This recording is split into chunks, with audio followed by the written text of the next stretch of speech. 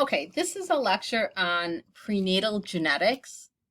And so what we're going to do is talk about genetic testing um, in the embryo. So recognize the risk of chromosomal aneuploidies with increasing maternal age. Explain the risk for chromosomal aneuploidy in pregnancy loss. Recognize the risk for infertility and multiple pregnancy losses when a parent is a carrier for a balanced chromosome translocation. And identify the use of cytogenetics, looking for causes of pregnancy loss in the products of conception. So invasive prenatal testing, this can be done as early as 10 weeks, but amnio is done about 16 weeks. So amnio is done about 16 weeks and about 99.99% accurate in determining if the chromosomes, if there's an abnormality in the chromosomes. The amniocentesis actually looks at the fetus. It's looking at fetal cells. Chorionic villus sampling, or CVS, can be done earlier, between 10 and 14 weeks, and it's about 99% accurate in determining chromosomes of the fetus. That's about 1% different than amnio, and we're going to talk about why that is. And the risk of pregnancy loss, this is one issue that we are concerned about with invasive testing. The risk of pregnancy loss at amnio is about 1 in 500. We're going to talk a little bit about some earlier studies, how we, determined 35 to be the determination of advanced maternal age. And back then, the risk of pregnancy loss due to amnio was about 1 in 200. The risk of CVS pregnancy loss is higher, about 1 in 100 to 1 in 300. That has to do with primarily probably because it's done earlier. So let's talk about chorionic villi sampling. There's two ways we can go. One is transcervical, and the other is transabdominal. Put in a needle and take out a small piece of the placenta, and that is cultured and analyzed. Amniocentesis, though, we put in a needle into the amniotic sac. Again, this is done later because we need to have enough fluid here, and skin cells slough off into this fluid, as well as sometimes respiratory tissues and things like that. So these are actual fetal tissues that we're culturing. A diagnostic test can be done on either amniocentesis or CVS, and we could either culture the cells and actually get a karyotype. We could do fluorescent in situ hybridization, or FISH. We could take the cells directly and do microarray, or do single gene testing. So if we get fetal DNA, we can do pretty much anything with it. So chromosome analysis, we actually have to culture these cells, and it takes about 2 weeks. And it's best used for either if you're worried about a translocation or to confirm a trisomy. Microarray is like kind of our go-to test nowadays if we see multiple fetal anomalies that don't fit into, let's say, Down syndrome. And FISH, the advantage of FISH is we're looking for specific things. We're looking for a repetitive chromosome material of 18, 13, or 21, and we can get a pretty fast turnaround time because we don't have to culture the cells. So prenatal screening, a screening test, were developed to determine common birth defects, and these can often occur in pregnancies not known to be at increased risk. A screening test is non-invasive, so examples of how we do screening tests include taking a maternal blood sample or doing an ultrasound. There are a number of complications that can occur during embryonic development. Some of the developmental anomalies result from either an inherited gene anomaly or a chromosomal abnormality, or they could be as a result of a teratogenic effect from the maternal circulation. Prenatal screening is used to determine fetal aneuploidy, and there's an increased risk of aneuploidy with increasing maternal age. One of the big reasons hypothesized for this is a woman gets all of her eggs while she's a fetus. They all migrate into the ovary, and they stay there in suspended animation and M1 for 10, 20, 30, maybe even 40 years. And in all that time, the woman is exposed to teratogens, to radiation, to all kinds of things. And that's one of the hypotheses why women over the age of 35 have a higher number of aneuploidy. So advanced maternal age, and I'm going to talk about in one of the future slides, is defined as being over 35 at the due date. A mother can have a pregnancy with aneuploidy at any age, however. So this just shows the risk of aneuploidy with prevalence of births of 10,000 births. One of the trick questions they love to ask, though, is it more likely, or are more babies born with Down syndrome to women at 20 or 40? And the actual answer is 20, because a lot more women have babies at 20 than 40. So even though that seems like crazy, it's actually the right answer, because far more babies are born to 20-year-olds than 40-year-olds. So even though the woman's individual risk is higher when she's 40, the population, a lot more babies are born to women that are in their 20s. And so read those questions very, very carefully. I wouldn't give you a question like that, but somebody might. Anyway, so estimated date of conception, if you're 20, the risk of having a baby with Down syndrome, and this is a very large study that was done about in the 1970s, so maybe 50 years ago. The risk of Down syndrome is about 1 in 846. At first trimester, decreases in second trimester, 1142, 1484 by the third trimester, any chromosomal problem, 1 in 526. Only about 60% of Down syndrome conceptions make it to term. So, there are far more babies with Down syndrome in the first trimester than we actually see in live-born, just because they're lost during the pregnancy. At the age of 30, now we went from 1 in 846 to 1 in 567. At birth, we're now down from 1484 to 1 in 94, or any chromosomal problem, 1 in 385. Let's look at 34 and 35. At 34, your risk at the first trimester is 292, 395, 515, but any chromosomal problem, 244. And at 35, a little bit lower, but not all that much, and now 179. But when you start getting later, like in your late 30s, 1 in 74 by birth, 1 in 29, 1 in 80 for any chromosomal problem. When you get down to 49, 1 in 7 babies have a chromosome problem. I guess I look at it, 6 and 7 do not, which is pretty amazing. But again, the N of the women that are 49 is pretty low.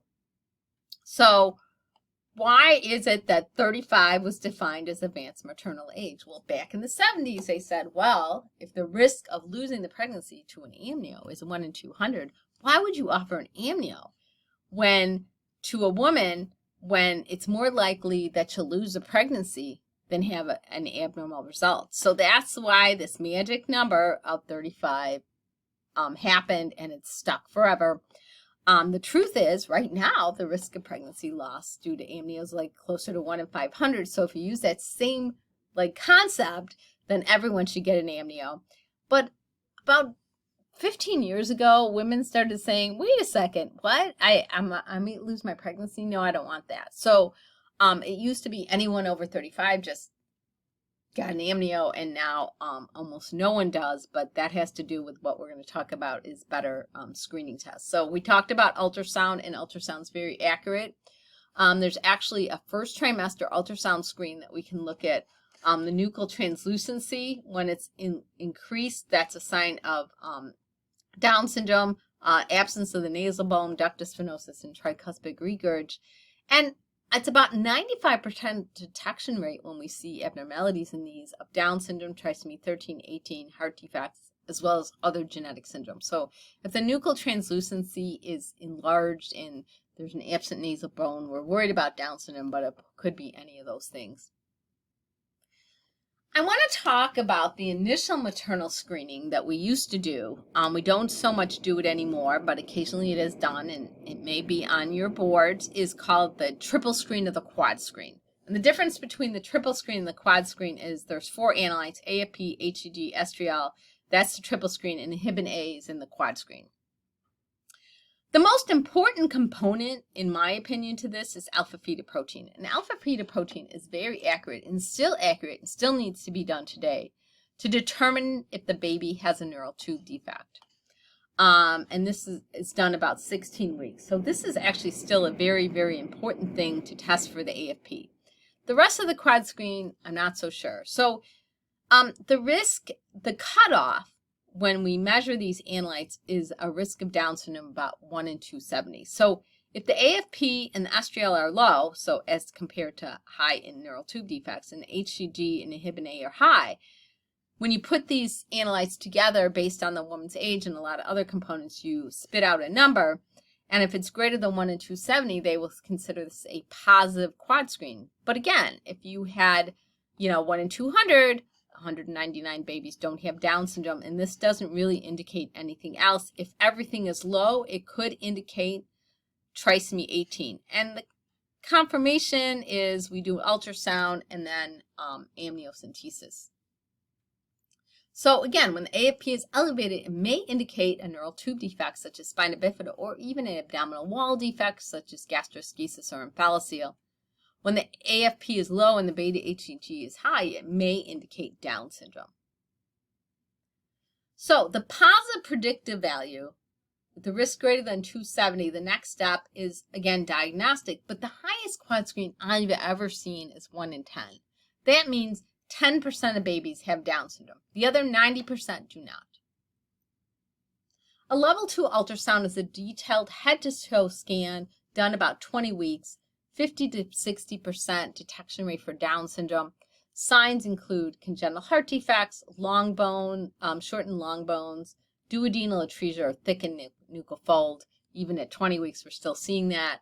90% detection rate for 18 and 13. Signs of trisomy 18 include a strawberry-shaped head, heart defects, brain malformations, Dandy Walker, clench hand, rocker bottom feet, or club feet. Signs of trisomy 13 include facial clefts, brain malformation, holoprosencephaly, heart defects, polydactyly, and rocker bottom feet. About a 90% detection for open neural tube defects. So again, that's an important one. Cell-free DNA has been around for about 10 to 15 years. We've known for a very long time that there's DNA from the placenta circulating freely in the maternal circulation. Fetal and placental originate from the same fertilized egg, and so the cell-free DNA, we're assuming it's fetal, but really it's placental. 10% of the cell-free DNA in a pregnant woman's blood is placental. The amount of circulating placental DNA increases with gestational age, and usually we can start screening around 10 weeks. And there are a lot of names for this: free fetal DNA, cell-free DNA. So basically, this fetal DNA from the placenta gets into the maternal circulation, and so about 10% of the DNA when we draw a woman's blood is actually fetal DNA. Circulating fetal DNA fragments account for less of the total DNA than maternal. It arises from the apoptotic trophoblast, and the amount of circulating fetal DNA increases with gestation. It's detectable around the 4th week, but we start being able to screen around the 10th week. And the way this screening goes is we actually compare a chromosome that we're interested in, like 21 to 1. So here, this is the maternal fragments from 1 and the fetal. So 1 is the most gene-rich chromosome, so there's a lot more markers for both fetal and maternal than there are for Down syndrome. But when we see an extra fragment, and what we do is we use the larger chromosomes to compare to the smaller. So when we see extra fragments, we're assuming that it's fetal.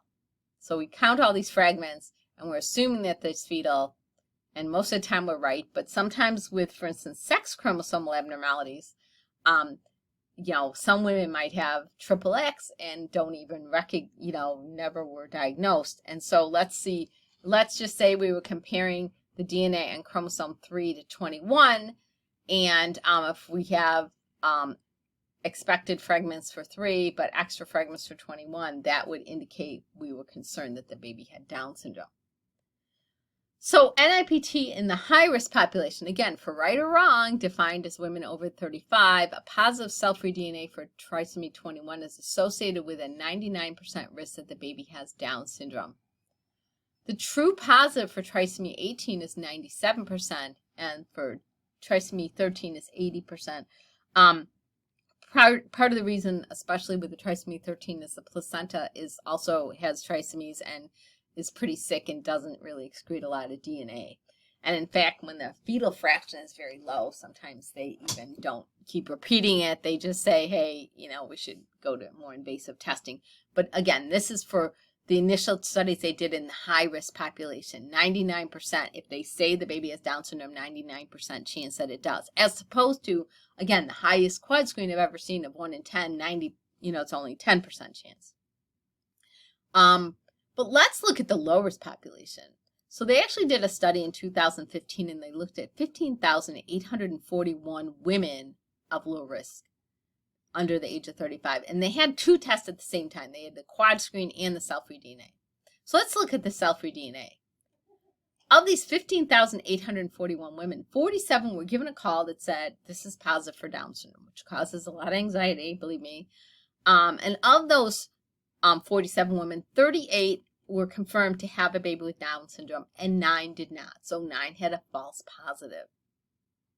Of the 15,794 women that had a negative study for possibility of a Down syndrome, none had it. So the false positive was 0, which is actually great. The positive predictive value for this in the low-risk population is certainly lower than the high-risk population, but it's still close to 81%. Let's look compared to the quad screen. So instead of calling up 47 women and saying your baby might have Down syndrome, you have to call up 884 women and say the baby might have Down syndrome. Of them, 30 had Down syndrome and 854 did not. Okay? So 854 of the 884 were false positive. Of the 14,949 women that had negative results, 8 actually delivered a baby with Down syndrome. So that's a false negative. So the positive predictive value for the quad screen is 3.4%. So which one would you rather have? That's why I don't really understand why this is even done anymore. But anyway, cell-free DNA, why are there false positives? Well, it originates in the placenta. And we've known for a long time that the placenta may not be the same as the baby because of something known as confined placental mosaicism. The egg and sperm get together. Let's say it had an extra chromosome 21. In the first division, we lost one of the copies of 21 in one of the cells. So one cell has plus 21, one doesn't. Divide, divide, divide, divide. We have 8 cells that are normal, 8 cells plus 21. At the 16-cell stage, 3 cells become the baby, and the other 13 become the placenta. And nature's pretty good. They usually pick the best chromosomes for the baby. And so the cell-free DNA is of placenta origin, so you might see extra chromosomes, but when you actually put the needle in and look at the fetal cells, it is normal. The other thing is the placenta nourishes the fetus, so a placenta with aneuploidy may result in a baby with intrauterine growth retardation. So this is just a couple examples. Sometimes both the baby and the placenta are mosaic. Sometimes the placenta's mosaic and the baby's normal, or the placenta's all aneuploidy and the baby's normal, or the placenta is normal and the baby's aneuploidy. That can occasionally occur. That you're not going to find through these non-invasive tests. Spontaneous pregnancy loss or spontaneous abortion. This is a common event, and when a couple has, most couples suffer pregnancy loss, but if they suffer more than 3, we're starting to be concerned that one of the parents may have a chromosomal abnormality. And when one of the parents has a balanced chromosomal abnormality, it puts the pregnancy at risk of being unbalanced, as well as infertility. So in conclusion, invasive genetic testing is diagnostic, but there are risks of pregnancy loss. And as time goes on, women don't want to take that risk. Non-invasive testing is currently more commonly used, while not diagnostic results in a high concern if positive. I always recommend confirmatory testing. If the family, for instance, with Down syndrome doesn't want to do it during the pregnancy, we can easily do it postnatally. And that's just a blood test, so there's no risk to the fetus once it's born. Cell-free DNA looks at fetal cells from the placenta and maternal circulation. you're assuming the abnormal number of cells is our fetal, but it could be maternal. As I said, with sex chromosome aneuploidies, maybe the mom's mosaic for triple X. So if the baby was either a girl that you're worried about triple X or a boy with Klinefelters, we always recommend, if they don't want prenatal testing, that we just confirm that postnatally. So that concludes this presentation.